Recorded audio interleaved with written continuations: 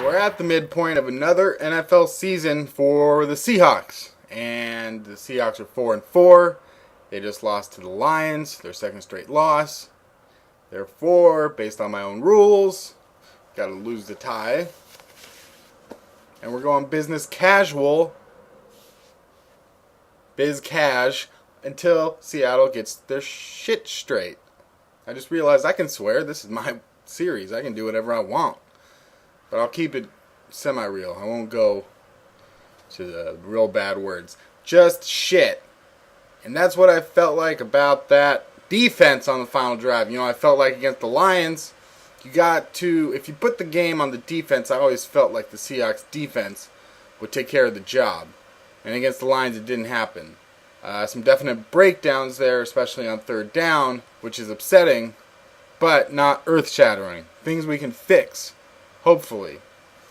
So we're at the middle of the season, and the Seahawks are 4-4, you know, 500, you know, Metallica wasn't 500. They're lower and lower under 500 the longer their career goes on. So it's not all bad. It's not all over. I think we all felt like if we had a 4-4 start through the first half of the season, we still had a shot at this thing. And we can't just change our opinion about the probabilities just because we didn't beat the teams we felt we should beat, and then we did beat some of the teams we didn't feel we should beat. Still, at the end of the day, 4-4, 8 games left, 5 at home, 3 in division, all at home. A couple of road games that should definitely be at least winnable. Not that we will, but you should definitely not give up right yet. I think, especially even winning on the road, isn't that big of a deal. You know, what's interesting is that the 2010 Green Bay Packers went 3-5 on the road. Not a good road team, 3-5 on the road. So what would you think if they had to go and be a wild card in the playoffs? They won 3 straight road games. Don't give up all hope quite yet. I know you haven't. You got some hope in your life. So just keep on staying positive. The Seahawks will be fine. Some interesting pacing out here. If you go and you look at, we're at the halfway. I like to pace stuff because, I don't know, it's fun. And I love stats, so I want to know the whole stat. So even if it's one game, I'll pace it out. No, not one game. That's stupid. But half a season, here's some things we know. Russell Wilson on pace to throw for just shy of 3,000 yards. Believe it or not, didn't happen that long ago for the Seahawks. 2008, the team threw for a little over 2,900 yards. That was Matt Hasselbeck, Seneca Wallace, and Charlie Fry. Don't forget about Charlie. They went for just over 2,900 yards. Russell doing slightly better than them. You know, not great, but a little better. However, his 7 yards per attempt, just in case you forgot how bad Matt Hasselbeck got, his 7 yards per attempt would be the most since 2007 for when Matt Hasselbeck did the same. No, a little bit better. Marshawn Lynch is on pace for 1,514 yards. That would be the 4th highest total in Seahawks history. His 4.8 yards per attempt, second best after Sean Alexander's 5 yards per attempt in 2005. You know, they say a lot about Sean Alexander's 2005 season and his whole career and the you know, as what she said, those big gaping holes that he had to run through. And I agree, you know, it was definitely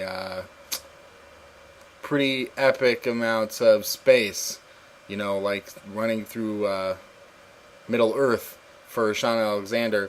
Lynch doesn't have that. That's why we love him. He pushes through. And he's on his way to one of the great running seasons in Seattle history. In Seattle history. I ain't going to edit that out. I don't care. I don't give a shit.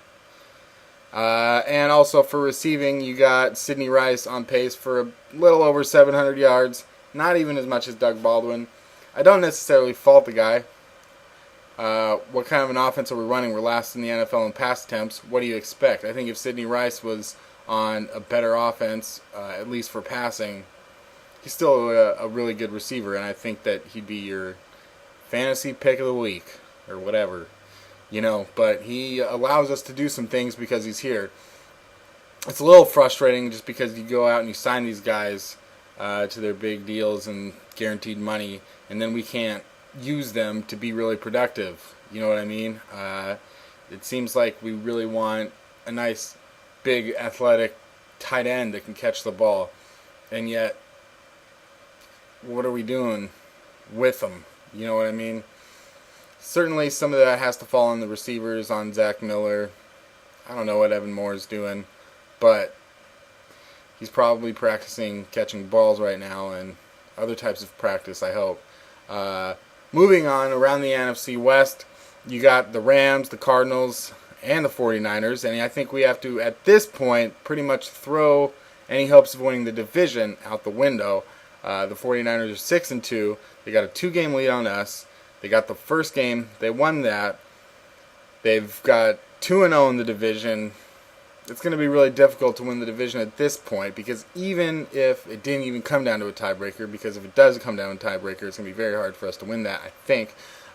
Even then, you basically have to say that you're going to be 3 games better than the 49ers in the second half of the season. It's not going to happen. So, we got to move on to the wild card. Big game this week, Minnesota Vikings. They're 1 game of us on the wild card. You know, talking is not my strong suit. Thanks for watching, though. I don't have any disrespect for the people of Minnesota. You know, my mom is from Minnesota. My dad's family is from Minnesota.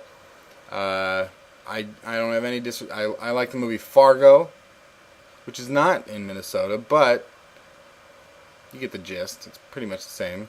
I love Twins. All that kind of stuff. No disrespect. The Vikings are 5-3 right now. They might literally finish 6-10, 7-9, something like that. Really hard schedule. They did beat the 49ers, but they didn't beat anybody else really that great. Not saying that they can't beat us this weekend, but I just don't see Minnesota overall making the playoffs. I think that they have some really talented players. Obviously, you've got a few all-pros on that team, but other than that, they haven't really stood out in any significant way at all this season, other than having a few really talented players. I don't know if that's going to hold up in the second half of their brutal schedule, where they still have to play Chicago twice. They still have to play the Packers twice. I believe they have to go to Houston. I just don't think that the Minnesota Vikings are going to be a threat in the wild card for this season. They definitely have a bright future. Looking around at the rest of the NFC West, I'm looking at the Arizona Cardinals. They kind of remind me of Metallica 2. They started out 4-0. They're 0-4 since. It's not going good. They got 2 more really tough road games after this week. That's going to be nice. They could be staring right now at 4-6 and wondering how they could possibly win their last 6 games. It really sucks that we knocked John Skelton out of that game. You know, you think getting to the quarterback is a good thing, but knocking Skelton out of that game, putting in Kevin Kolb, Skelton looks terrible, and we might have definitely be sitting here at 5-3 if we didn't knock him out of the game. The Rams, they're 3-5 now, 3 straight losses. Sucks that we lost to them. It's definitely the NFC West is not looking as bright and cheery as it did when we were writing about it after a month. I guess you shouldn't make definitive statements after 4 games. So let's go moving on to this game. If we beat Minnesota this week, we're 5-4. We beat the Jets the week after that at home, 6-4. Go into the bye, hopefully get healthy, maybe come back with Doug Baldwin and Jason Jones, and that's a whole different ball game when we got those players. So stay positive, and I think that we're going to be A-OK. All right? Bye.